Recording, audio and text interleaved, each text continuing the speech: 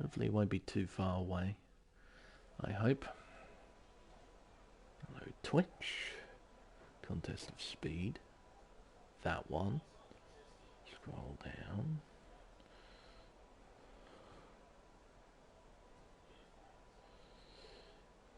There we go. Now let's just check if the audio is what? Yes, the audio is definitely working. That is good. So the stream's up, the chat's up, everything is running smoothly.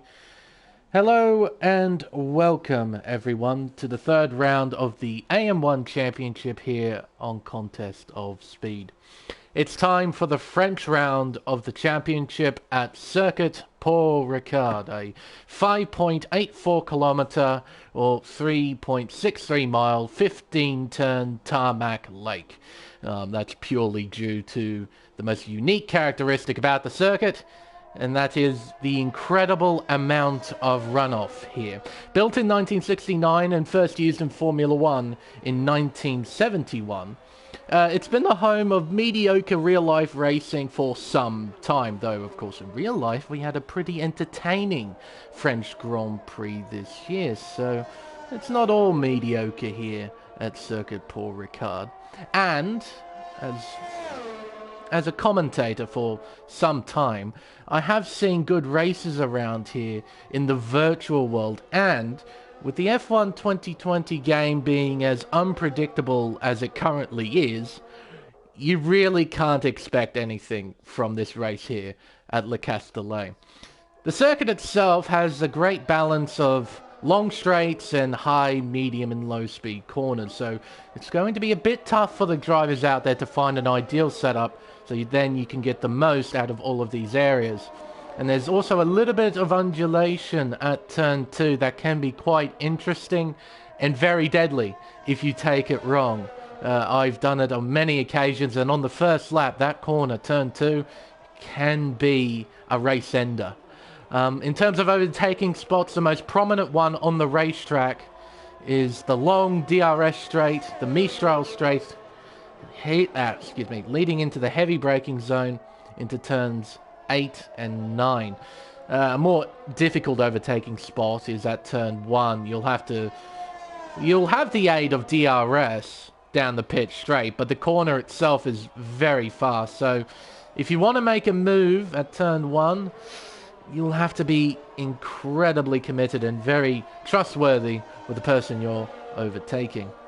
But now, with all that out of the way, probably time to focus on qualifying. Actually, no, the reports from Azerbaijan. That was an incredibly interesting, we'll put it like that, interesting race. It was very dramatic.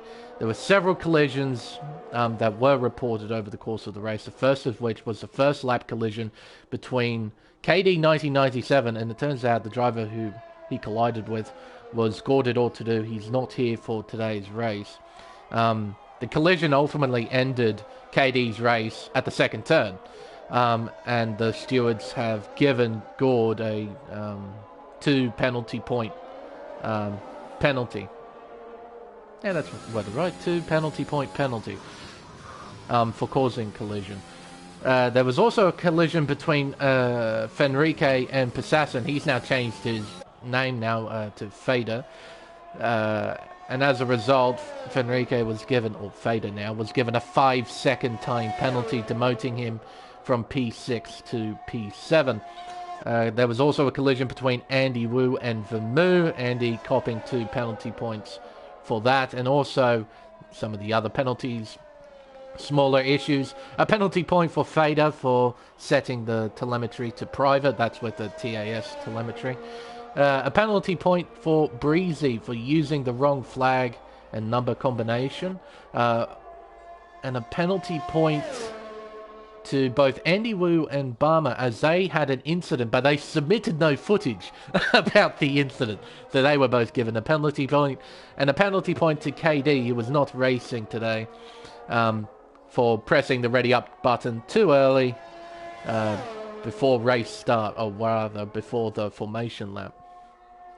So that's all the stewards' results. from the previous race. Now we can focus purely on qualifying. And at the moment, the top time is from Arba, a 1 minute 28.601. A couple of drivers setting times on the mediums. New pole sitter, wow, Cameron, a 28.181. I'm surprised Passassin didn't finish that lap, though maybe because he might be trying to do a time on the medium compound tyre. Around here at Circuit Paul Ricard, I have noticed that the ideal strategy is a medium hard race. However, I have seen people pull off a two-stop around here, and you can see their lunacy backing off a lot. That's only because he's going to set a time on the mediums later on that he can beat, so he doesn't have to start on the soft tyre. Currently, the highest runner on the mediums is Andy Wu with a 28.9. He's currently 8/10 off the current pole sitter of Cameron. A couple of reserve drivers in today as well. VTEC, I believe, is one of them in the AlphaTauri, replacing Burzy. I'm pretty sure, yes, because Arba is currently second. Peep Dog Peyton in the car, replacing, well, either SWM Bean or KD 1997, either or. And Mr. Lopez in the Red Bull. Is he a replacement? No, surely not. He might be. I'll have to double check that. But currently in the Red Bulls, setting a lap on the medium compound tyre. Barreling towards turn 8, as I mentioned. Probably the most prominent overtaking spot on the whole circuit. Through turn 9. Critical that you get a good exit here, so then you can maximize the straight line speed, heading towards a very fast right-hander of turn 10. This can be a royal pain in the backside, this corner, if it's raining. In the dry, it's not too bad. So long as you don't do anything silly, you don't take too much curb on the inside, you don't run too far wide on the exit, it's a fairly nice corner. In the wet, though, the amount of incidents I have seen through there is absolutely unbelievable. Because the car can lose all control and spit you into the inside barrier. I'll tell you what, we'll take advantage of Lopez here. We'll take you on a guided tour of Circuit Paul Ricard. Heading down the pit straight now with DRS wide open. Heading towards turn 1, there is a car in front, a Aston Martin. Into turn 1 now, 4th gear, very nice through there. 5th gear through turn 2 and the awkward undulation right at the apex. Heading towards turn 3 now, the right-hander. 5th gear, cuts it a lot, cuts it too much, unfortunately, invalidating his lap. Through turn 5 and then turn 6. We'll still ride on board, he's still pushing along. Turn 6, a very difficult corner to get right. Turn 7, flat out through there. DRS open and down the Mistral straight. We'll see a lot of action here. And he's using all of the road and then some. Now heading into turn 8. 4th gear, doesn't apex it very well. You can use a lot more curb at the inside of turn 8. Down the second part of the Mistral straight, heading into turn 10. Absolutely flat out, maximizing the width of the circuit. Oh, and then some, and then spinning out. So, as I said, in the dry, it's not too bad, but you still can lose control, and Lopez demonstrated that well. Turn 11, I actually love this corner here. It's one of my favourite corners in F1. I like going around it for some reason. You brake really deep into the corner, and you apex it late, and there's a slight bit of banking, a slight bit of positive camber on the exit, which sort of entices you to get on the throttle as early as possible. It's really nice to go around. Hate this corner, though. The final corner, turn 15. So awkward and cumbersome to get through. But Kitten Petter, he's coming up to the stripe to go 4th fastest with a 28.8. Just beating his teammate there.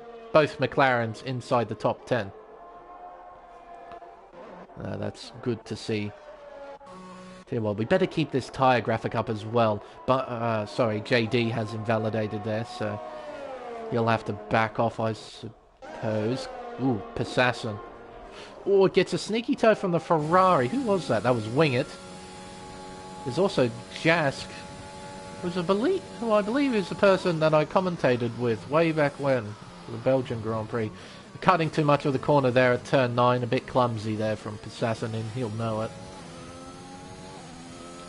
Currently, Jask is 3rd quickest with a 28.6. He's done that on the soft tyre. Best. He has done that on the soft tyre. Now, Passassin is low on fuel, so I don't think he'll be doing another lap. I reckon he'll go back into the pits. JD isn't doing one. Neither is Breezy. Hearing me. Lunacy, you're doing a flying lap. Heading towards turn 1 now. Very tricky apex to spot, as the apex is just after a small hill in the braking zone. So if you don't have racing line, it is a bit difficult to spot. There is a nice yellow bollard at the apex, but they tend to get destroyed during the race and in qualifying. A bit of an awkward run there through turns 5 and 6. You see this a lot. You see the drivers really move to the right. Seen it with Lopez, you've seen it now with Lunacy. Through turn 8, that's a lot better. Apex that really nicely. Back onto the straight, heading towards turn 10. Sector, wow, he's up by a second. Okay, did he do his previous best on? No. Oh, that's right, no, what?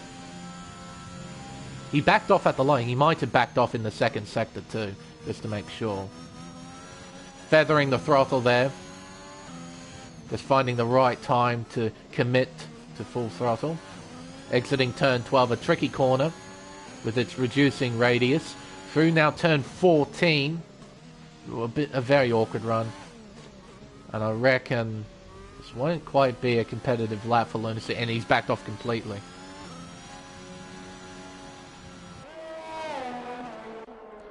Let's see here.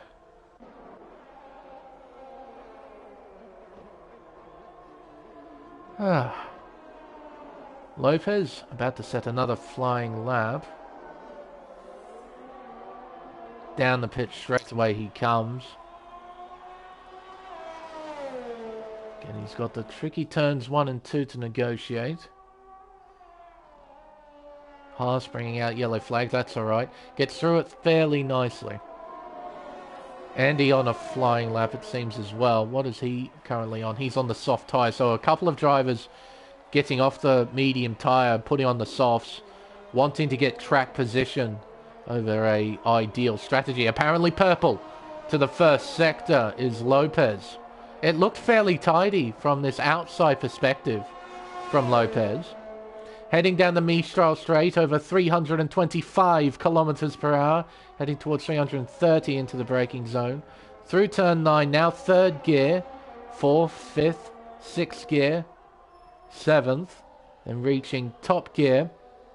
Breezy jumping up to P2 in the Williams, 305 kilometers per hour through turn 10. You can only imagine the amount of G-forces drivers have to put up with in real life through there. It would be absolutely insane. Through turn 10, nice wide entry to have a narrow exit. Mashes the throttle, gets through turn 13. Now 14 and 15. Very tricky, complex, very cumbersome, very awkward. Negotiates that well. Keeps to the right-hand side. DRS wide open. Lopez coming up to the line will set a 28 point... Oh, no. He invalidated right at the end there. Interesting. Did he do that deliberately? I reckon he did. Well, a 28.4 would have put him somewhere in the top 3. And he's now jumped up to pole position as well. Vermood coming to the end of his lap. He's invalidated, so is he having another go? I reckon he is. Haas teammate Porridge Power is right in front. That is a great name. I love saying that. Porridge Power. Great alliteration. Love it. Profibs? What are you doing here? Hello. Believe he's one of the boss men of Contest of Speed. He's just racing in the Red Bull. Hello, how are you? JD exiting the final turn. Opens DRS towards the finish line. So it's a 28.6, goes P6. Very respectable there from the Alpine driver. Very nice indeed. Let's see here. Passassin on an outlap. I really want to watch Passassin's flying lap because he's going to be very fast. And we only got 3 minutes left in the session, so it's quite tight for everybody. Some of these guys, this will be their final flying lap in this qualifying session. Into turn 1 comes Passassin. Turn 2, very nice. Oh, sideways on the exit, but he keeps it straight. Now towards turns 3, 4, and 5. 5th gear, down to 3rd for turn 4. Oh, very sideways just after the apex, but he gets through the complex. Through turn 6, up through the gears, short shifting just to keep the traction. Down the Mistral straight, DRS open, heading towards turn 8. Well, we saw 320 odd kilometers an hour from Lopez. We don't see that from Passassin. Is he pushing? No, he's not. He switched off the battery. You can see because it's not depleting, so he's not pushing. He's just dumping a bit of fuel, making the car a bit lighter. He has to make sure he doesn't wear out the tyres too much. He's just going to utilise the time left in the session, so then he can have a lighter car. Going through that same section as Porridge Power in the Haas. Yet to set a lap time, currently 16th. Rather 17th, I can't read. Through turn 10. Bit slower than what Lopez was. Is he using up his battery as well? No, he's not. He's not on a push lap. Not using any battery. The Moo getting ready to set his final flying lap. Sasson setting a 32.4, so at least he set something. But he's now on a proper flying lap, I believe. He's using his battery, so I'm going to assume he's on a proper flying lap. He does have a car in front of him, a Mercedes-Benz. I can't quite tell who that is. Is it Barber?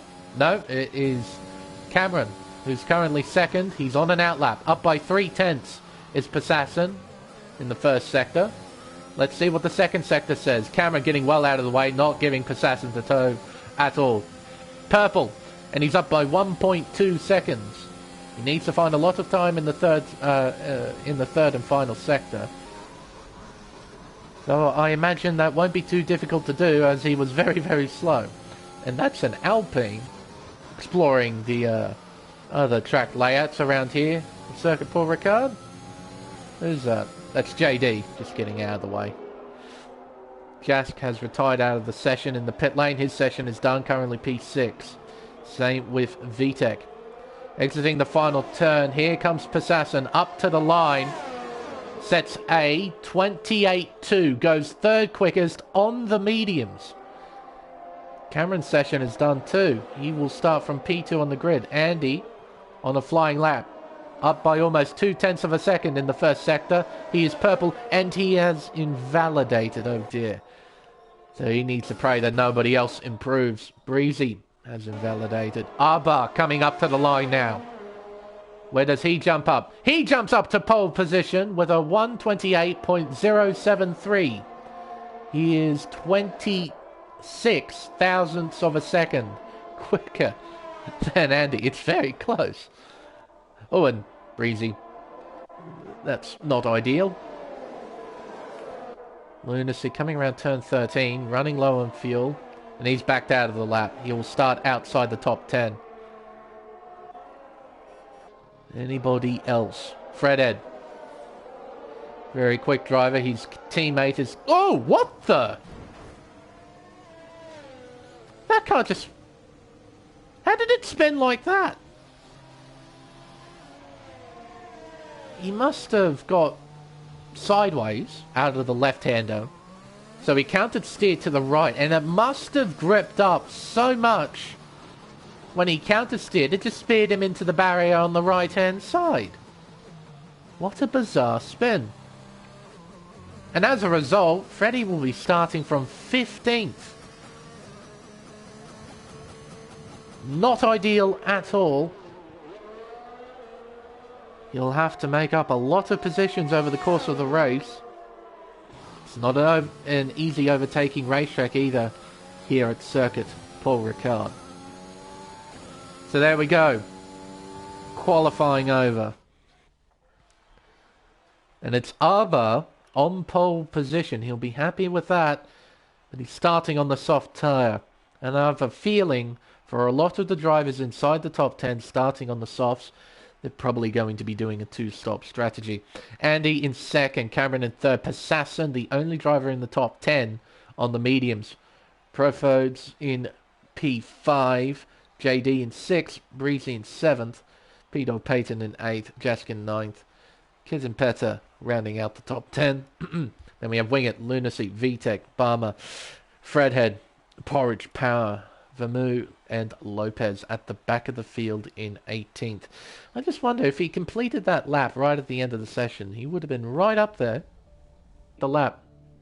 I don't know. Don't know what to tell you. We'll be loading into the session now.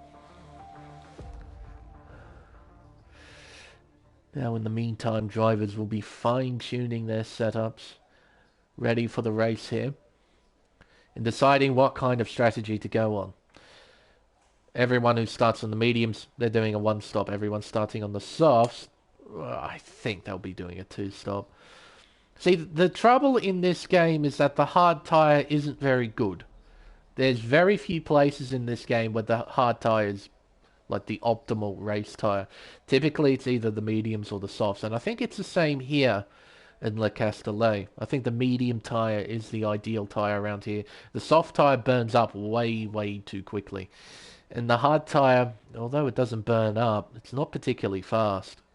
So the medium tyre is definitely the key tyre for today's race. You can see the soft compound in the garage there at Barmer. In Lopez's garage, I can see a set of mediums next to those television screens. So we're going to have a fair mix-up of strategy on today's grid. Should be very good to watch. If the racing isn't particularly amazing, I imagine the strategy will add a bit of spice to this race. So hopefully this will be a good one to watch. Session counter counting down. It will be setting off on the formation lap in just a few moments.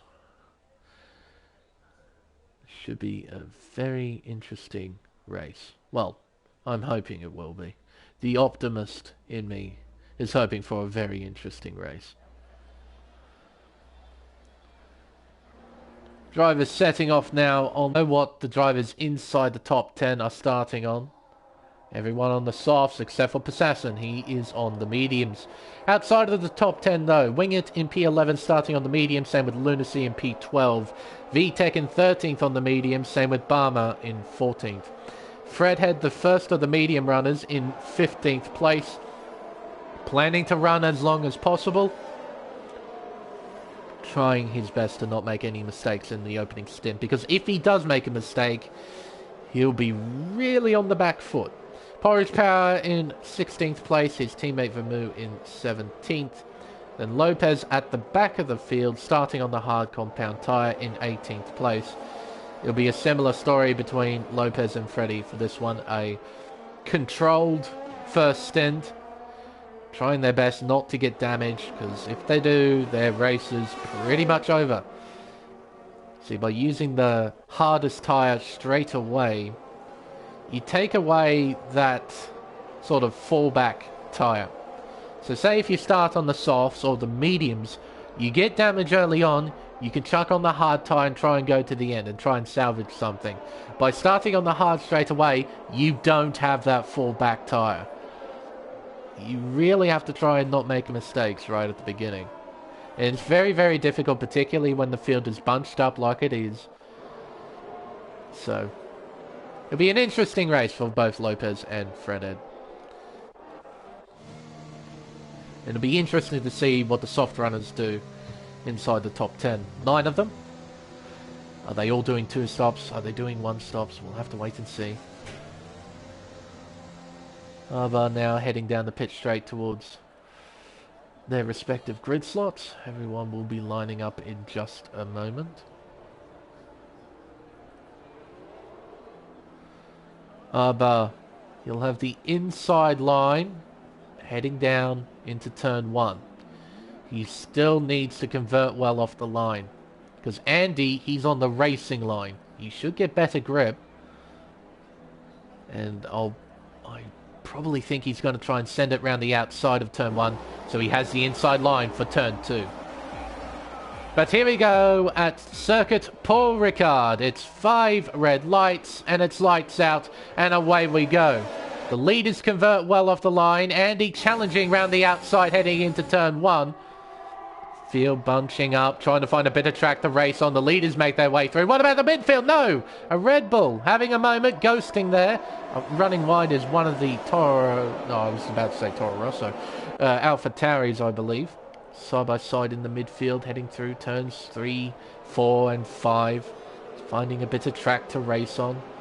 All in all, though, a pretty tame start. Good to see everybody still running. Nothing major to report. Heading down the Mistral Straight. Of course, it was Preferreds who had that mistake at turn 2. He's dropped all the way down to 12th place as he's looking down the inside of Lunacy into turn 8. Can't get it done. Oh, hello. I thought they got rid of this glitch. Apparently not. So, Preferreds is showing a fair bit of bravery. He has no helmet in the Max Verstappen mobile. As Cameron goes through into P3. Spinning, rather, is Andy Wu. Down the order he goes, and Cameron has dropped through the order as well. There's his car. So these two might have made contact, resulting in both of them spinning. And Passassin, he's now down to 17th. There's his car there, ghosting through Cameron. He's alongside Andy. They go side by side around the second last corner. Into the final turn they come. Still side by side. Oh, and spinning. That's Wingert in the Ferrari. So a fairly nice start to the lap, but towards the end, all the drama just sort of kicked off. But that's massive. Andy, Passassin and Cameron all the way down in P13, 14. Oh, and spinning is VTEC. Into the infield he goes. As I mentioned, turn 2, quite a notorious corner with the elevation change. Front wing change for Vermouth as well. Arbar is loving life though. Out in front, he's got a 1.7 second lead over JD. Then there's Breezy in P3. Under attack here is Kitten Peta. He's got Jask right behind, closing in. Not using any battery though, the Greek. Just biding his time at the moment. And we've got P-Dog Payton in P6. A nice start from him. He's made up a few positions over the start. 2 positions, in fact. Some of the biggest winners. Lunacy up 5 positions into P7. Bama up 6. Same with Fredhead. Same with Porridge Power. But look at that. Lopez, P11, almost losing out there. He lost a lot of control. He's lost 3 positions, but he's still in the race. He made up the most amount of positions out of everybody until his mistake. Running wide is Passassin. These guys are battling quite ferociously through turn 13. We'll stay on board with Lopez. This looks interesting. Through 14. Into the final corner. Ooh, almost going into the gearbox of Cameron there. Lopez just has to be a little bit more careful. As DRS is now enabled. That will add a little bit more spice into this race. Through turns 1 and 2. Through that very nicely. Heading towards turns 3, 4 and 5. Not really an overtaking spot on the racetrack. See at the front of this pack, Porridge Power in the Haas in 10th place. He's going to get swamped in just a moment because everyone behind him will have DRS pulling to the inside. Forced drivers to go around the outside. There goes Andy. There goes Passassin. Here comes Cameron. Passassin and Andy side by side into turn 8. Cameron round the outside. Wow. Porridge Power overshooting turn 9 and through goes Lopez into P13. What a battle. Cameron committed. Sent it around the outside, made it stick. Passassin into P10.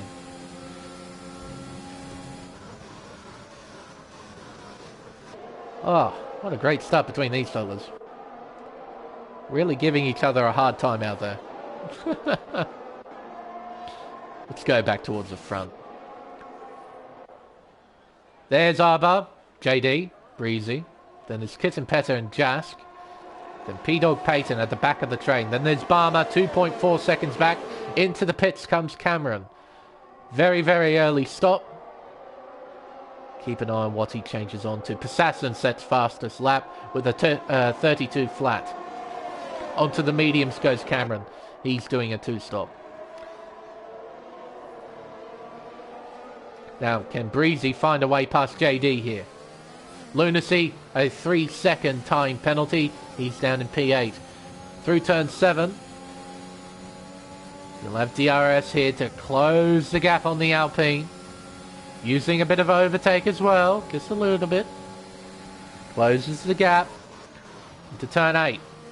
Then turn 9. That is Cameron. He's made a mistake outside of the pits. He has spun. Gets it going again.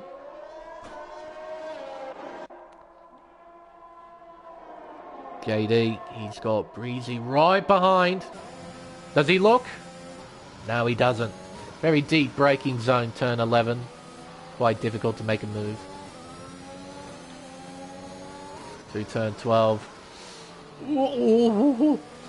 Very close, but no cigar. He might have a go at turn 1. Might. Oh, never mind. JD goes into the pits.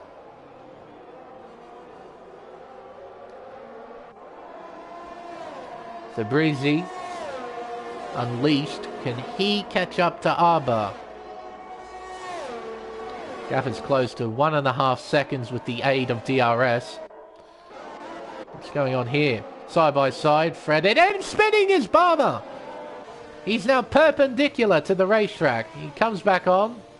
Drivers have to be quite careful. There's ghosting turned on, fortunately, but drivers still have to be quite careful. That's quite unfortunate for Barmer. He's shown a lot of pace in the past 2 races. He's now down in P12. And spinning is JD. These guys need to be aware their tyres are cold. They can't push too hard. And through turn 2, you can so easily lose control. You need to be patient, let the tyres come up to pressure, come up to temperature, and then you can push on them. You can't push on them straight out of the pit lane. You need to be very careful. Tyre temperature, as always in an F1 game, is very, very important. You need to keep the tyres in the optimum range. When they're outside of that, they're horrible to drive on. Kitten Petter applying pressure to Jask, who in turn is trying to catch up to Breezy, who in turn is trying to catch up to our race leader Arbor. Coming into the pits is the Williams. No one else comes in. Very nicely done there. Pulled it up very good there. Into the pit lane. You'd probably be going on to the medium tyre, I hazard a guess.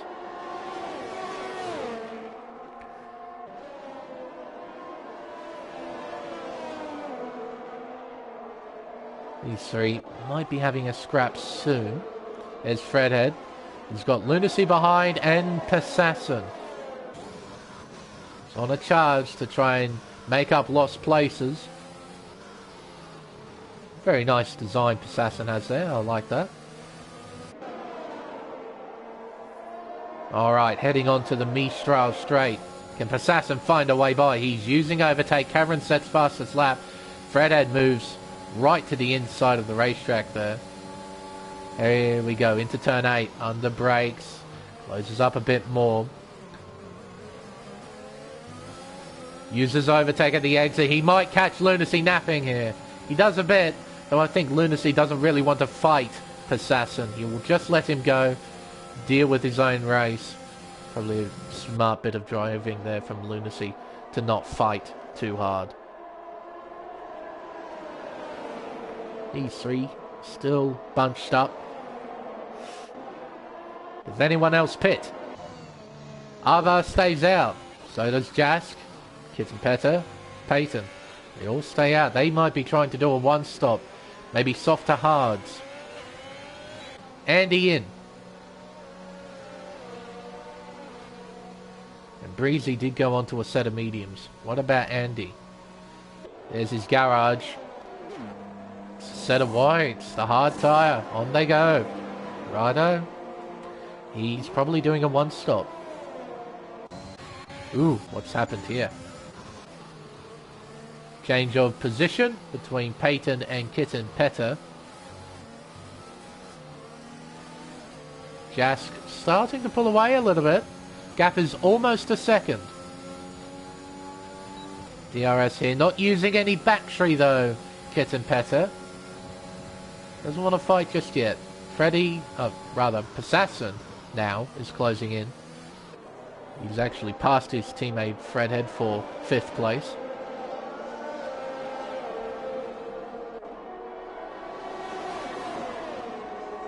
Heading towards turn 10. Gap of 1.5 seconds. Peyton has really closed up onto Jax. Like, Jask was almost 8/10 in front of Peyton. That has decreased to 3. Starting to increase again, suggesting to me that either Jask has a high downforce setup or Peyton has a low downforce setup, and as a result he's quite quick on the straights. Into the pits goes Kitten Petter. He finally comes in for his stop. What's he up to? It's the same strategy as his teammate. On go, the hard tyre. See here. Do we have any battles going on back here? We just might. Hello. Got Breezy Preferreds battling for position.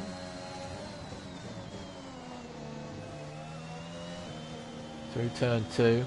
Oh, losing a lot of time though. Does he have a damaged front wing? Looked like he had a lot of understeer. And that is Vermoo making a mistake at the final turn. He's on 7 lap old softs, but his car looked like it was understeering quite a bit. Hello. Persasson is through into 3rd.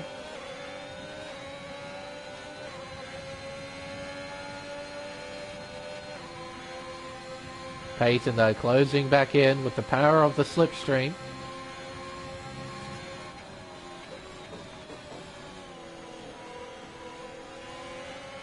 Freddy just in behind. There's Lunacy in P6. So even though Lunacy has been passed by both Aston Martins, he's still got the pace to keep up with them. Into the pits comes Peyton. Don't know if that was intentional, but he's in. With that little wiggle of the wheel there, he might not have wanted to go into the pit lane, but he's in anyway.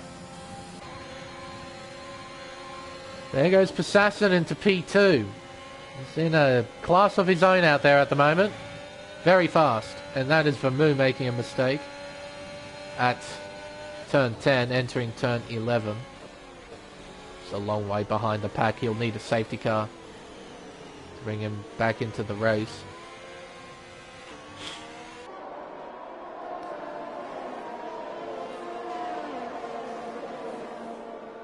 Heading down the Mistral straight, the gap is closing between the top 2. And Persasson does have DRS. How about that? He got within DRS range. Through the chicane.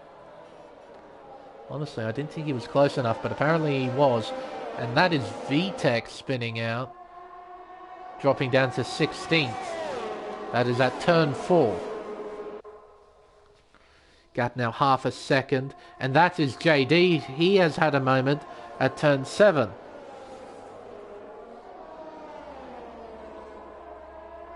Might have a change for the lead here. I reckon Arbar should pit this lap. I reckon he has to pit this lap, surely. Oh my goodness me! Cutting each other off there. That was very odd from that camera view. Fredhead goes through into the lead, but that was very interesting to watch. So Persasson got by and sort of cut in front of Arbar. Very interesting. Very interesting that he pitted so early off the medium tyre, going on to the hards. Thought they would go a little bit longer. Heading into turn 1, here comes Kitten Petter. He slots behind Persasson. Speed of Peyton, there he is. And P11 spinning! Out of turn 2. There goes getting better. Very easy to do at turn 2. Seen it many times. And I mentioned it before. And JD got damaged with his incident at the exit of turn 7, hence why he's in the pits right now. Front wing change and onto the hard tyre. Quite unfortunate. You will need a safety car in order to get back into this race. Here comes Breezy to overtake Porridge Power into P6. The Haas doesn't really fight, doesn't really need to. Wingit and Barmer giving each other a bit of a hard time. 6/10 separate the two. Wingit closing in steadily.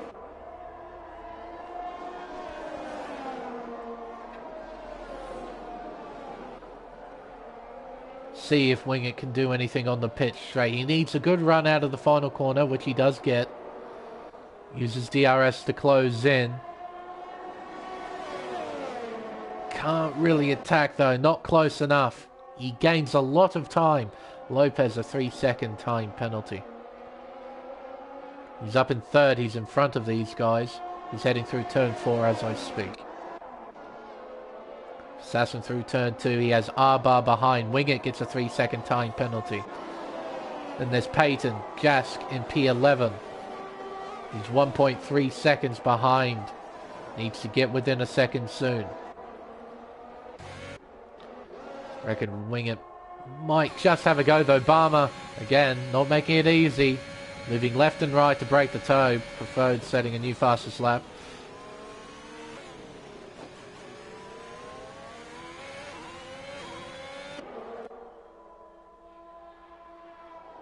Heading down towards turn 10. Gap's still about half a second. Back here though, gaps are starting to close.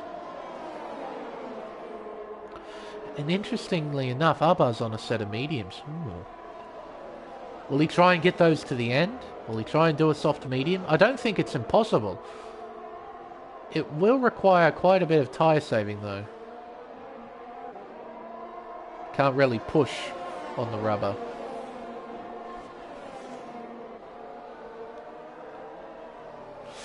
Breezy on the back of Wingit, ready to attack. Defends, does Wingit. Breezy around the outside. He'll have the inside line for turn 2. They make contact. Through turn 2. Oh, uses a lot of the curve there on the inside. He could have lost control, but didn't.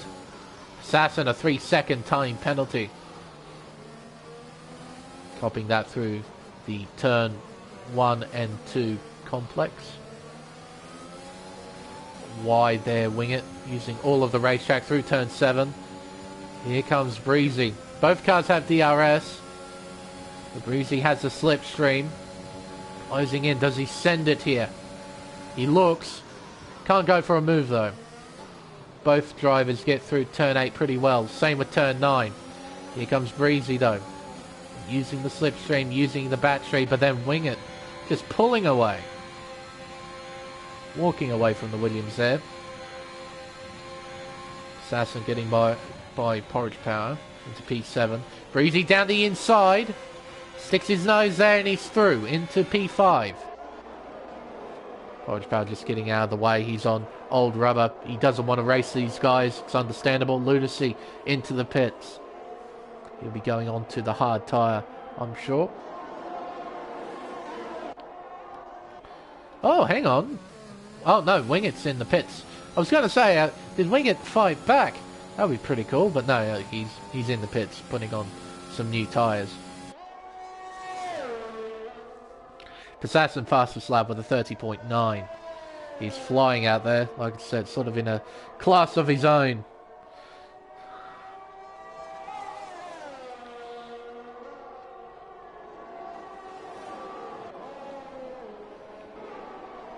Further back, still got some tight battles, but no one really close enough to attack as of yet. But Cameron just might. He is close to Andy. He'll have DRS as well.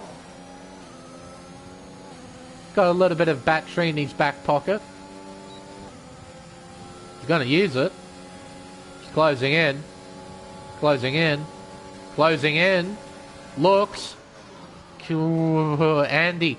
He wasn't quite sure if Cameron was going to send it. So he left Cameron room, which compromised his line through turn 8 and 9. And here comes Cameron.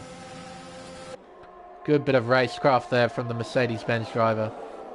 Just forcing a mistake. And he's through into P9. Lunacy, though, right behind on fresh tyres. Will he try and get by as soon as possible? Or will he just follow the cars in front? Tow him along.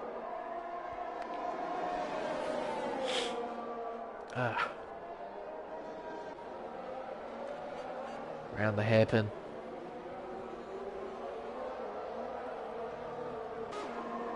Oh, look at the weaving, my goodness. Desperately trying to break the toe.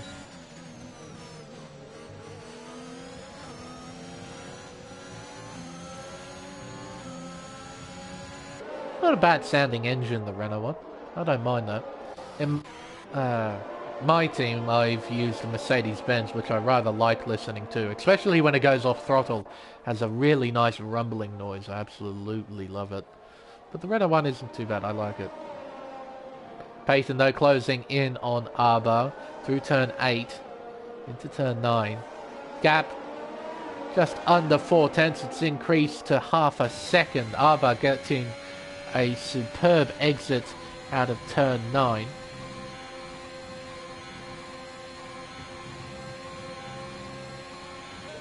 Through turn 11.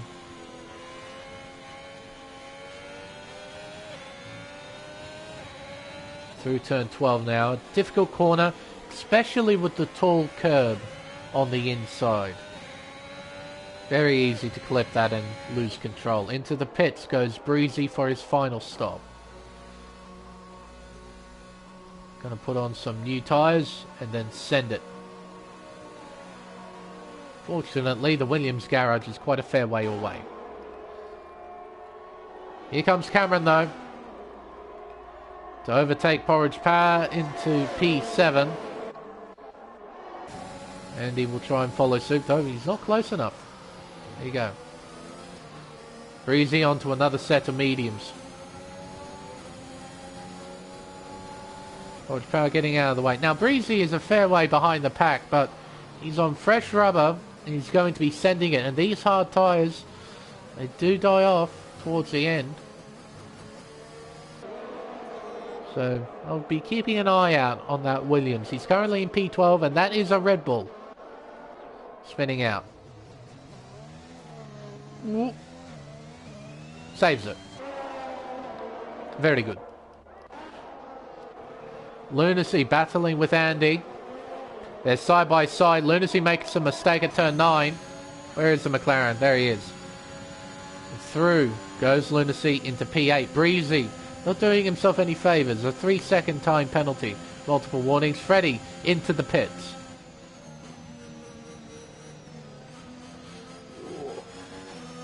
So you can hear a lot of feathering of the throttle. Trying to find the grip.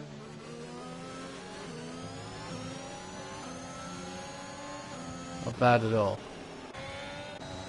There's a set of mediums going on. Freddie's car. Where will he come out relative to everybody else? Let's find out. Here he comes, exiting the pits. He's comfortably in P6. That's a great spot to be in. On fresh tyres as well. So he's done an absolutely fantastic job right at the beginning of the race on the hard tyre. In a great place for the end of this race.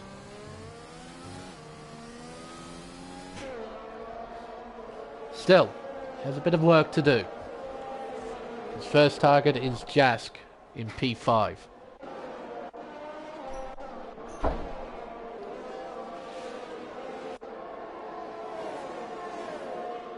Prefers a 3-second time penalty. Multiple warnings.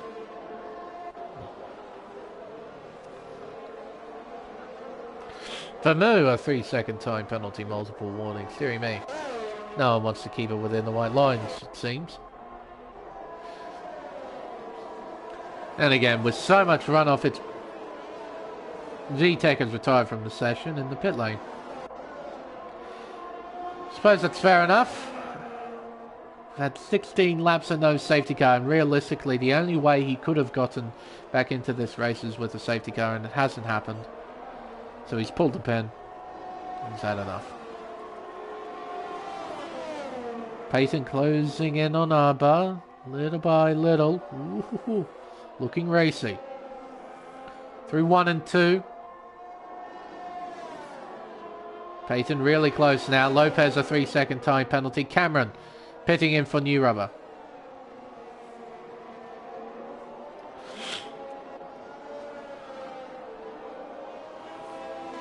But here comes the Alfa Romeo. Surely he can have a run here into turn 8. He is close. So is Freddie. We'll look back at them just a moment. We'll see if Payton goes for a move here. He's closing in. He's looking down the inside. They're side by side through 8. But Arbar comes out on top, and Freddie's already overtaken Jask. He did that on the straight itself. Didn't need to do it in the corner. Just did it on the straight. The power of DRS right there. There's Passassin, is Arbar, and Payton. JD gets a 3-second time penalty. Greasy has just overtaken Kitten Petter. He's into the top 10 and Porridge Power. So Breezy on a charge.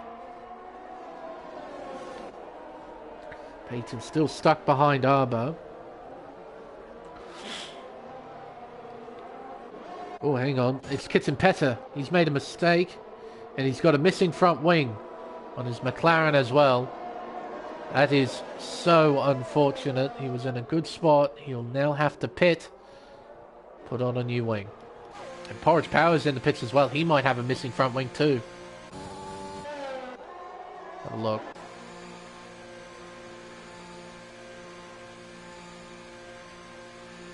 Ah, very, very long pit lane. No, just new tyres. Interesting. So no damage. Definitely damage on the McLaren though. 100%. Passassin now on the back of Lopez. Gap of 4/10. There's not much Lopez can do here really. He's on very old tyres. And here comes Passassin. Down the inside of turn 10. And into the lead goes the Aston Martin. Got 10 laps to go. Well, 9 and a bit. Payton still applying pressure. Still unable to get by Arbo. It's behind as well. Andy and Lunacy battling for P7. Nice little scrap between these two. Then behind Wingett and Barber. These two have had a bit of a battle earlier on. Assassin setting fastest laps with a 30.1.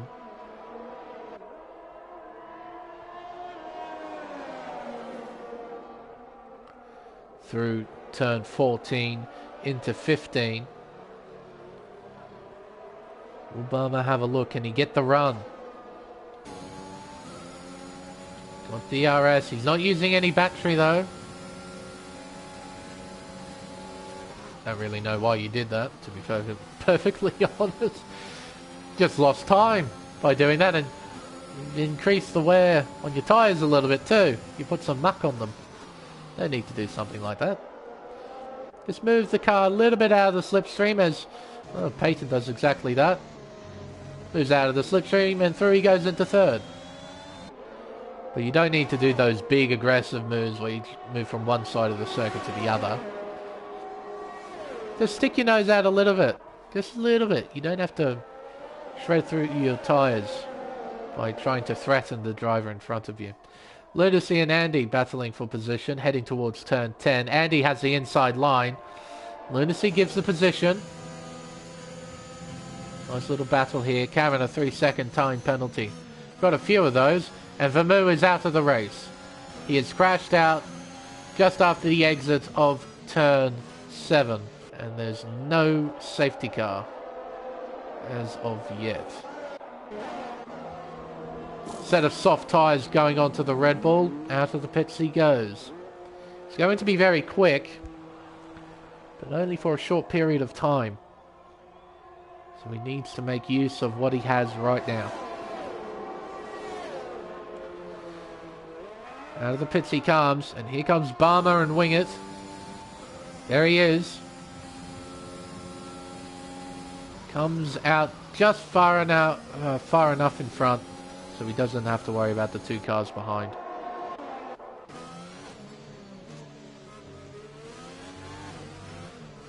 Oh, Lunacy, an awkward run there through 5 and 6. Losing time. There's Breezy flying. Peyton a 3-second time penalty.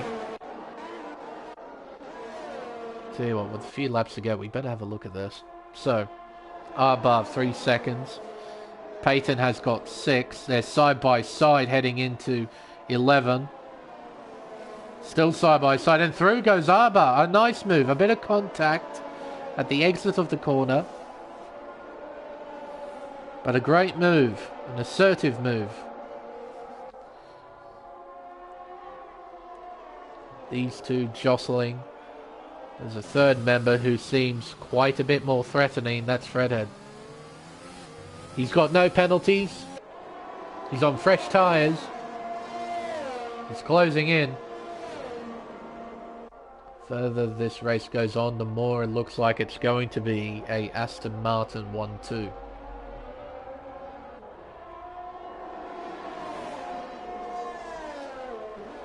Further behind, got a trio of cars battling for P6. Andy, Lunacy and Breezy. All of these guys have the same amount of penalties, 3 seconds each. Slightly different tyre scenario for all of them though. Andy's on 14 lap old hards. Lunacy on 8. Breezy on 6 lap old mediums. What's going on here? Battling for position side by side through turn 9. Peyton and Arba still side by side. And through goes Peyton into second place. Side by side, Lunacy and Andy through turn 6. They give each other the space. Here comes Breezy. Make it a 3-way fight for P6. He might make it 3 wide if he's not careful. Oh, no, not close enough to make it 3 wide. Oh, now he's going to though. Down the inside, it is 3 wide at turn 11. I spoke too soon, and he cut so much at the exit of turn 11. Oh, Andy almost understeered into Breezy there.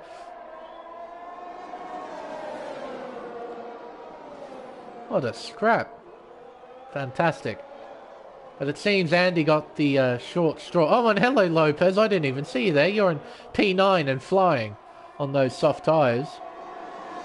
He's going to claw onto the back of this as well as Breezy down the inside. Heading into turn 1. He goes into P6 now.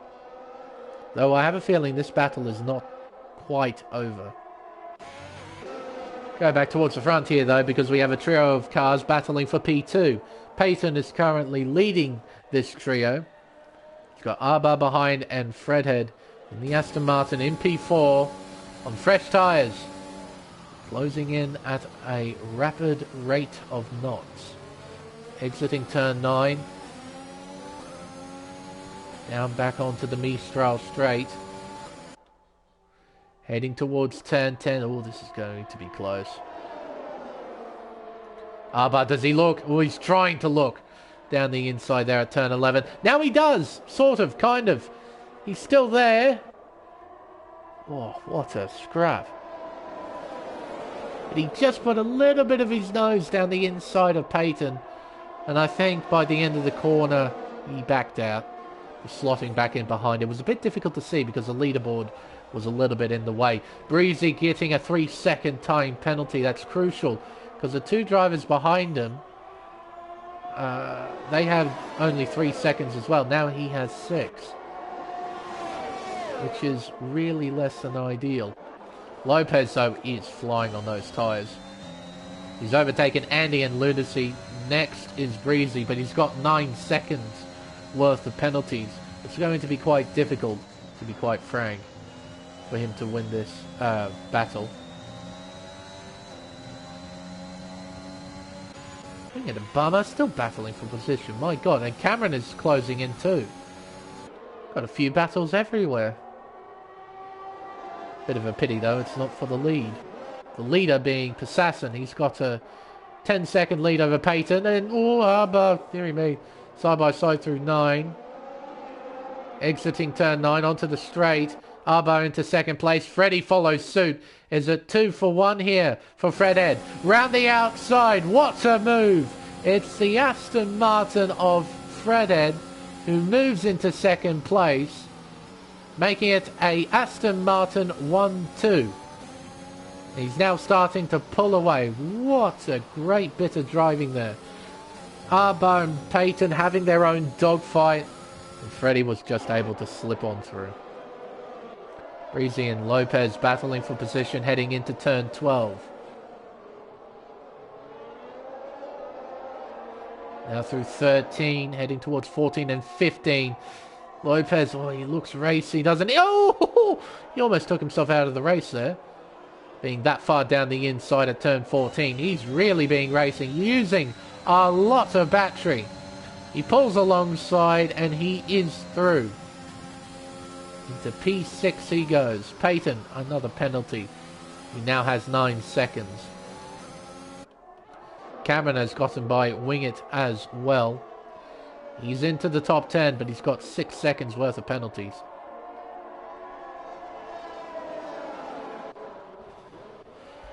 Let's see.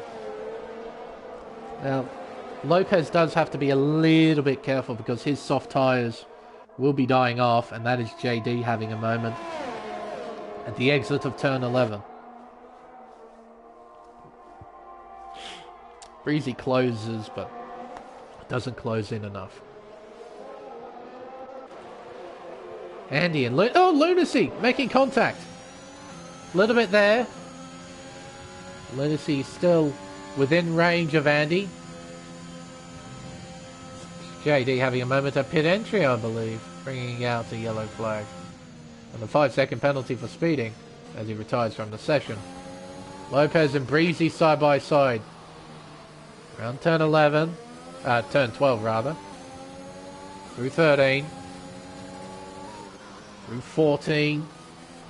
Or does Breezy have a go here? Surely he does. Though there are yellow flags out, he might not be able to have a go here. I don't think he's close enough anyway. Oh, do I speak too soon? He's looking down the inside. Into turn 1. A big send from the Williams. Almost makes contact with Lopez, who half spins, and the Williams goes straight up the back of him. Why didn't you brake, Breezy? You saw the Red Bull was having a moment in front of you. Why didn't you slow down? He just ran up the back of him. Did he get damage from that? Oh, just, you know, you see the car in front of you make a mistake, slow down. What do? Keep it pinned. Down the Mistral straight, heading towards turn 8. Breezy looks to the inside. Commits to it. Lopez runs wide. Has the inside line for turn 9, though.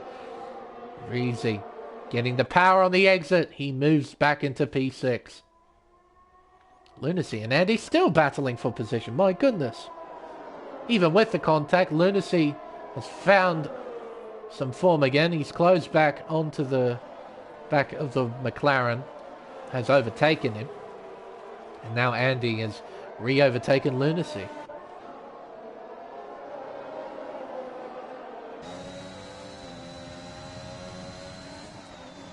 Oh, Lopez a bit wide there at 14 through 15.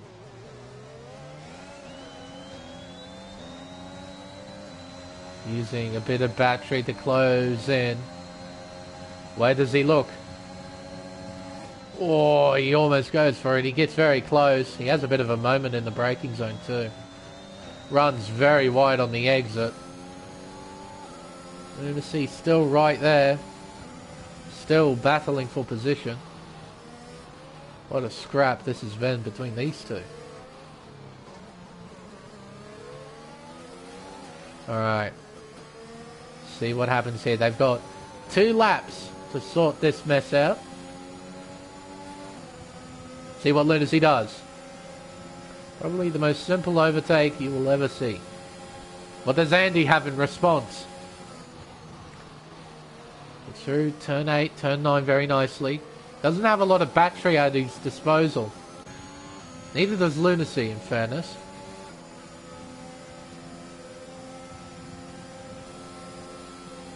Through turn 10. I tell you what, these two are still close. And we also have Peyton and Jask very close together too. So we've got several battles to look out for on this final, well, lap and a bit.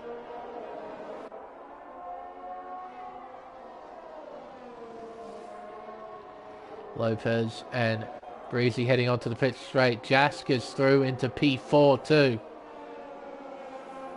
Making a move on the pit straight. Alright, Breezy and Lopez. Lopez not close enough, I think, to attack. Been some good tight racing between some of these guys. Very good to watch.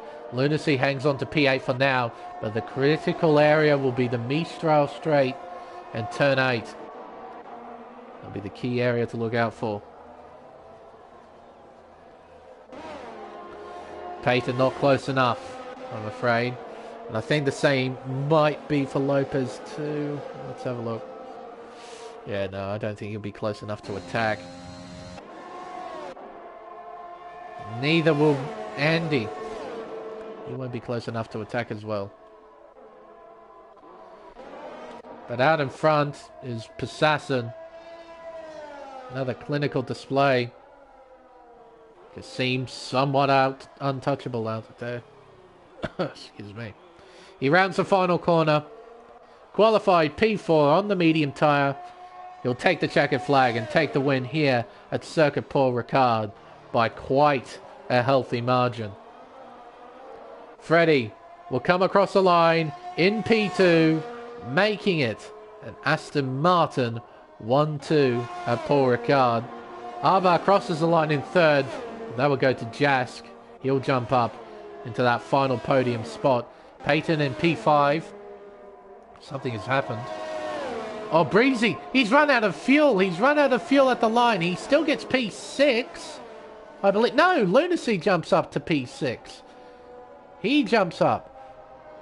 That's massive. If Breezy ran out of fuel right on the line there. That's why the yellow flag came out on the pit straight. He ran out of fuel.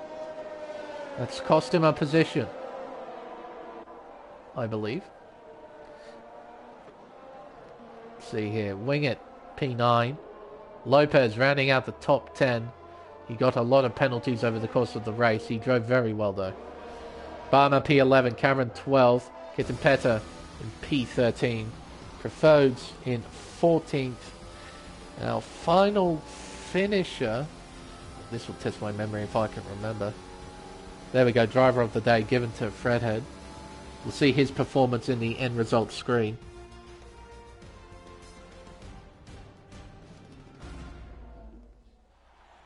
There we are. A very dominant victory in Le Castellet goes to Cos Passassin. Class in his own. Class of his own. Just, quite frankly, untouchable at the moment.